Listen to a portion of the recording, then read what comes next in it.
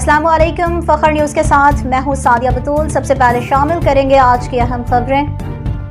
Ashraf Awan bureau chief Badin Matli Sui southern gas company Matli کے S D O engineer Muhammad Azeem Pamar نے خفیہ اطلاع ملنے کے بعد جوائنٹ آپریشن ٹیم تشکیل دے کر اپنی نگرانی میں 48 گھنٹے کی مسلسل چھان بین کے بعد بڑے پیمانے پر گیس کی چوری کا سراغ لگا لیا۔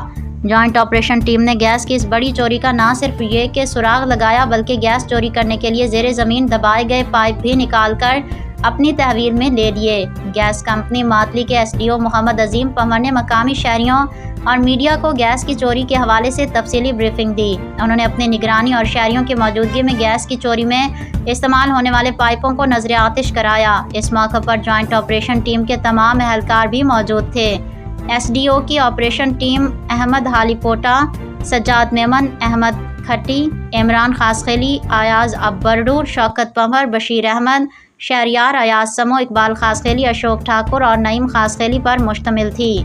ماتلی کے شہری اور سماجی حلقوں نے گیس کمپنی کے اعلیٰ حکام سے مطالبہ کیا کہ ماتلی میں گیس کی اس بڑی چوری کا سراغ لگانے والی آپریشن ٹیم میں شامل تمام اہلکاروں کو تعریفی اسناد اور خصوصی انعامات دیے جائیں۔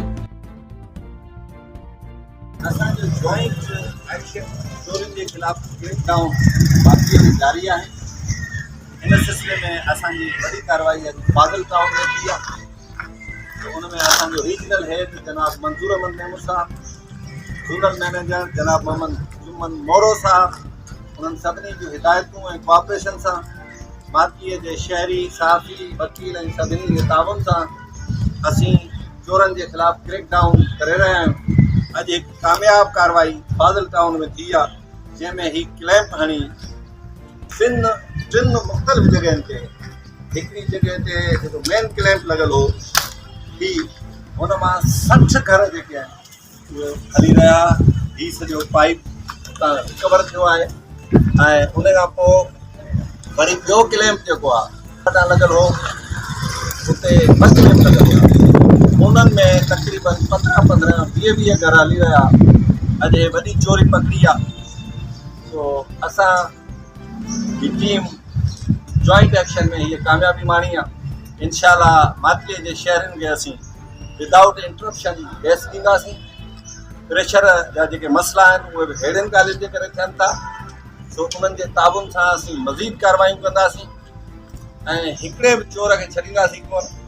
अॼु ही पाइप साड़ण जी ही जेको साड़ियूं था हिते शहरनि जे साम्हूं ऐं प्रेस वारनि जे साम्हूं ही पाइप अॼु साड़ियूं था ऐं उन सां गॾु इहा ॻाल्हि बि अॼु वज़ाहत कयूं था त अॼु खां पोइ जेकॾहिं को माण्हू क्लैम्प हणी ऐं शहर में गैस विकिणंदो, जीअं हिननि हमराहनि जे बाबति ख़बर पई त 5000 रुपया एडवांस ऐं फी घर खां पैसा कलेक्ट करे रहिया हो।